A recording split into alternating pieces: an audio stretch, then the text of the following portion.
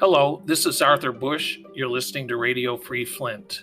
Today, our episode guest is author John Smolin, who's an award-winning novelist whose historical fiction tells the story of the tragic and shocking bombing of the Bath, Michigan schoolhouse in 1927.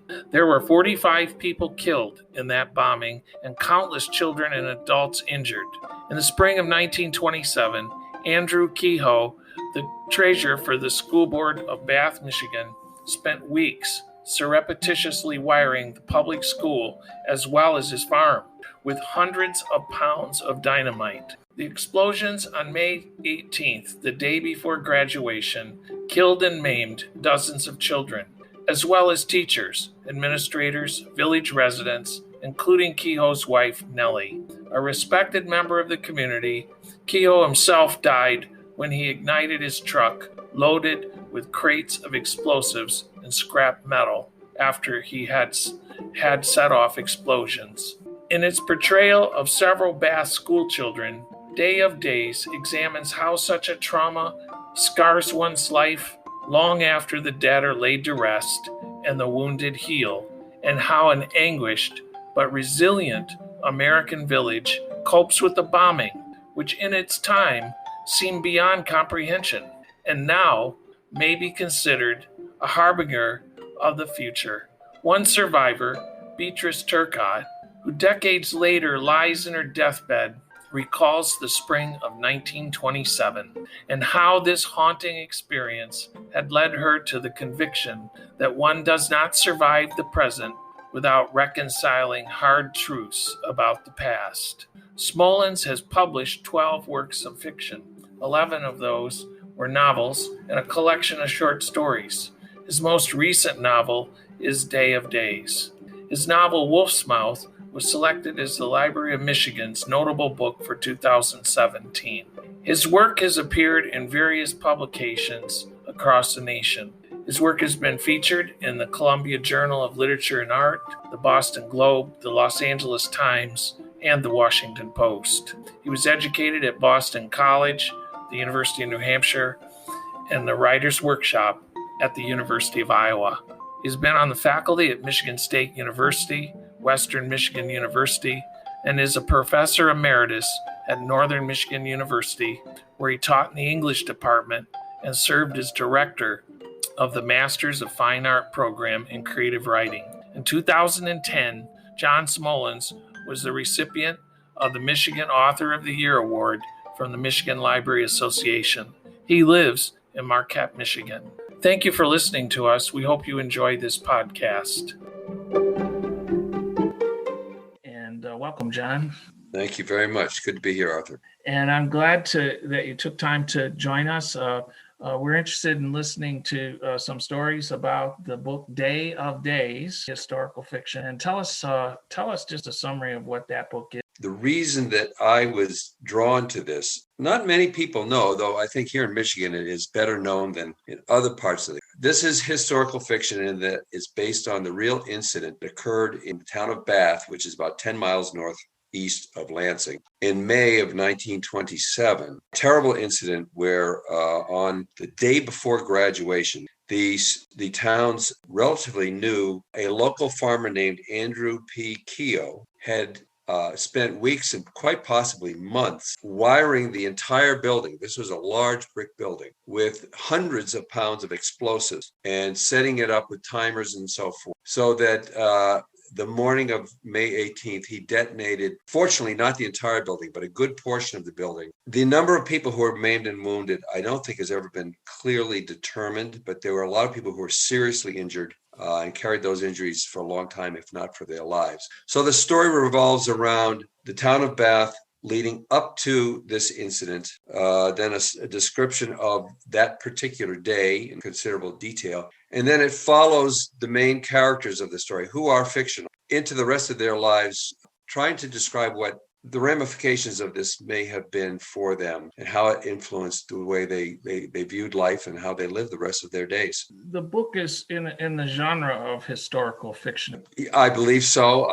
I'm a little wary of pigeonholing anybody's books, particularly mine, saying this is historical fiction. But there's no denying that this is based on real historical events. Sometimes it seems to me that when people say, "Oh, it's historical fiction," it's almost like they're trying to put it away in a corner, like that somehow diminishes its relevance to today. When my hope is that even though this book describes an occurrence that came about nearly a decade ago, 1987, there are parallels. I don't think I go overboard in trying to draw those parallels, but I would hope that a contemporary reader would see that there are certainly connections between what happened then and the sorts of things that we could draw some parallels, but would prefer the reader draw their own. Yeah, sure. I try not to use my books as a bully pulpit, if you will. I mean, I have my say, but my hope is if I describe the environment, in this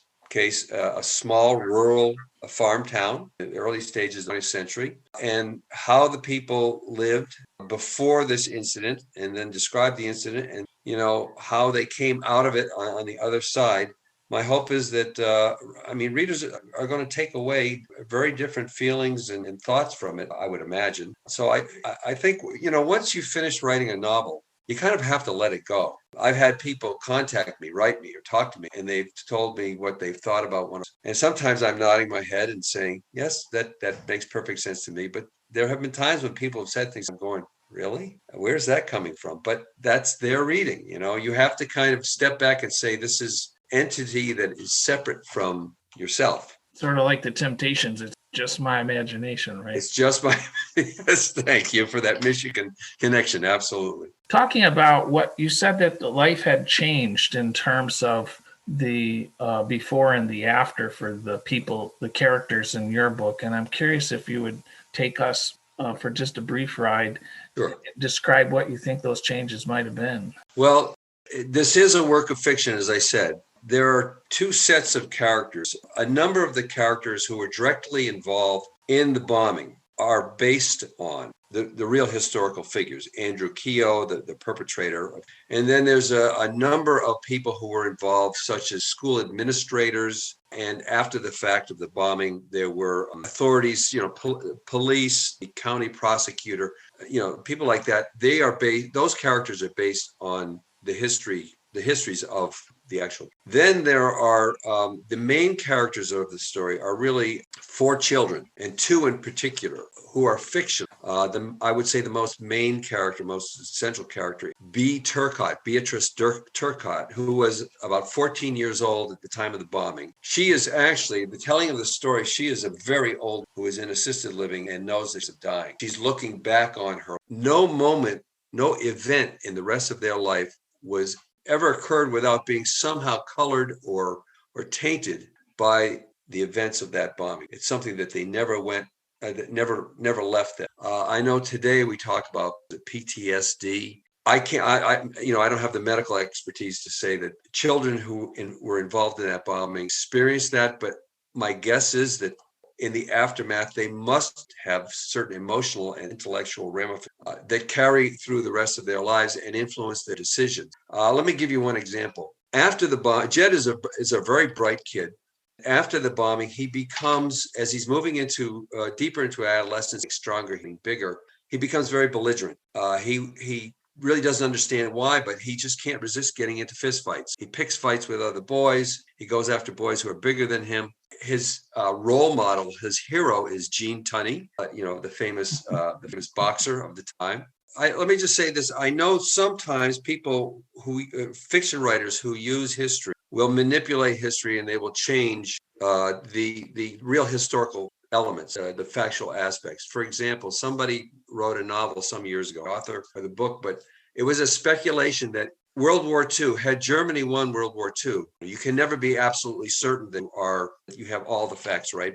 Historians don't always agree. Believe me, if you read about any one historical event, historians have vary greatly of exactly what happened, who, what, where, when, and why. All of that varies. So you have to wend your way through those wickets. In my research of some of the groups that were terrorists of the time, I don't think they use that word about the Ku Klux Klan or the Purple Gang or the Black Legion. But those are three of the prominent prominent groups that existed throughout the time period, epoch. There were some who speculated over time in research that I had. There was a lot of speculation and rumor that maybe there was some connection. Were you able to find that out or elaborate on that at all? Well, in the matter of the bombing in Bath, it was clearly determined that this was the act of one. Andrew Kehoe acted completely on his own. Though I should say that in the immediate aftermath of the bombing, there was, naturally there was remarkable confusion. Nobody understood what had happened. And it took a while for authorities to really sort out, who did this, perhaps why. There was, for really months after the bombing, there was quite significant concern and fear in the town of Bath that perhaps Kehoe had accomplices. And one result was, and again, this is from the historical record, people who lived in that area were keenly aware of and afraid that perhaps other buildings, perhaps other homes had been wired as well. So searches were conducted in virtually I think most, if not all structures. People wanted to make sure that they weren't put elsewhere because they didn't know. It's really been determined, I think, without a doubt, that he in this case, he acted alone. Let me just also mention that he not only blew up the school that day, his farm, which was just outside of the village, he wired his entire farm, every structure, the farmhouse, the chicken coop, the barn, every structure was wired with dynamite, and they all were blown up at virtually within minutes of the school going up. He determined he wanted to blow everything, but he did act alone. And like many of these dastardly deranged individuals, he committed suicide thereafter. He did. And again, this is based on a historical record, although historians will differ about certain details. He returned to his farm after it had blown up and it was engulfed in flames. And neighbors who were, standing around the property in awe of the spectacle saw him return in his truck, and they didn't know what, but he did something. It was so smoky. He loaded something into his truck and he drove into town. He drove up to the school in the center of town. There he parked right in front of the school. Of course, at this point, because the school had been blown up, there were, dozens and dozens of people involved in the first efforts to remove the rubble and save what children could find. What he had done is he had loaded this truck up with crates of explosives. And it was known that he had a very contentious relationship. Superintendent of schools, a man named Husick, Emery Husick. As luck would have it, unfortunately, Husick happened to be crossing the main street just as Kehoe arrived,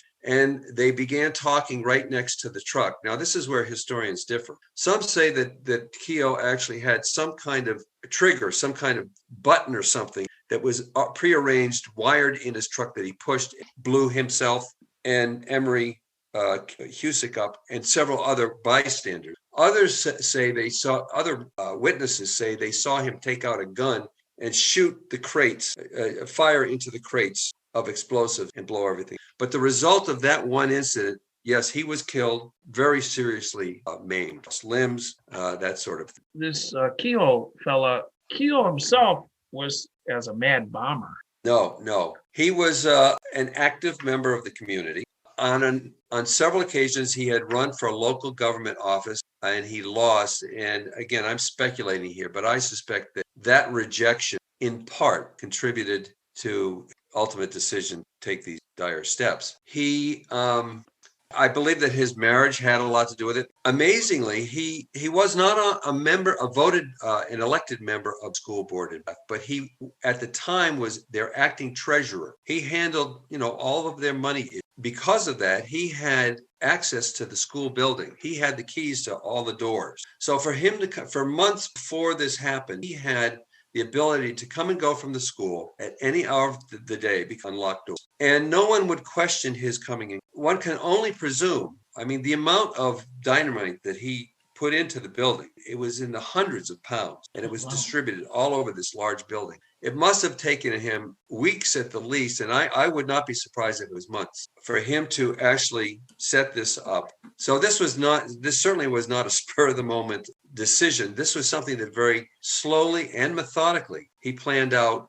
the authorities were really impressed with how carefully and how neatly he wired everything up, because fortunately not everything went up, so they could examine the unexploded dynamite and the wiring and so forth. And they were really impressed with how well he did the job. Sad to say. There was some reference in my research to Kehoe being motivated in part by some dispute over property. That too. And I don't want to create sort of a hierarchy of grievances, but I think that one of the truly central aspects of his decision to take this action had to do with money.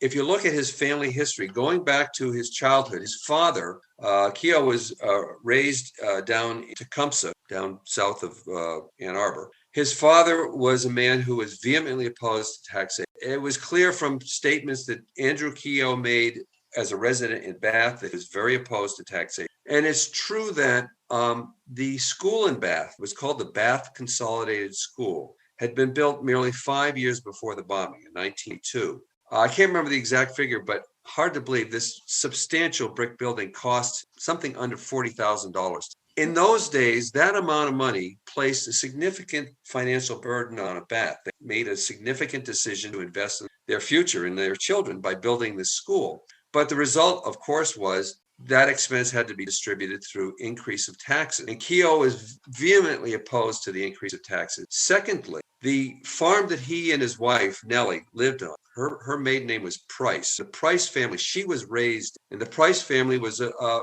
well-regarded family that, long history. The arrangement was that when she and Andrew, they bought the Price farm from her sister who lived down in Lansing. And I believe that he had great resentment for the fact that he was paying a mortgage that allowing the sisters to live in what he thought was the lap of luxury in Lansing. So there were two aspects to the financial element. One was that he was paying town taxes that were grossly elevated. And two, I think he resented the fact that he was basically supporting all of the sisters of his wife. So the financial circumstances clearly contributed.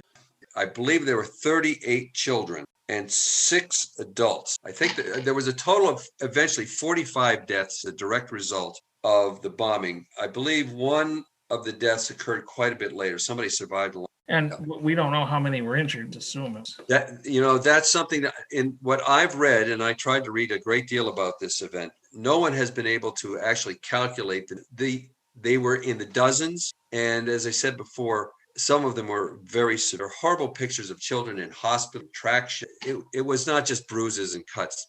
Some of them were seriously. As those kids grew up, obviously grew up with physical scars and emotional. Yes. Well, let me give you one example of how, as much as this is a horrific incident, mitigating, I hope that the story that I'm telling also underscores the way the town of Bath whole responded. Friends, neighbors came to each other's aid so many different ways. One of the things that they did, back then, if you had an incident like this today, you would have sort of the response would be in a more official capacity, the state government. Things were not of that sophisticated a level. One of the ways they dealt with the rubble is very substantial, is they had work.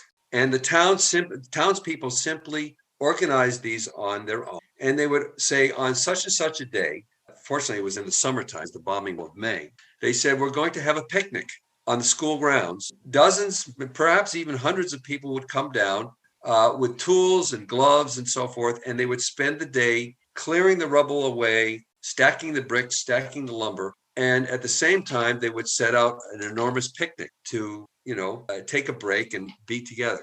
I just find that approach, that response has to be expressed in this story just as much as the horrific. Exactly. Because without that, I don't think the town would have been able to ever really. So they spent their time grieving by cleaning up. To a large degree, yes. One of the other things that is clear is that the level of curiosity on the part of the public outside of the actually was a great hindrance. First hours after the bombing, the stream of cars that came through Bath just to see what had happened caused real problems in getting injured in and out, and supplies in or necessary equipment. The police had to really try to control this traffic. People weren't accustomed to traffic in the 1920s, I can imagine, but they for days and even weeks really after the bombing, the flow of traffic through the little town of Bath was sort of an unending stream. There were descriptions of people coming in and walking up to the houses, the homes of victims, children,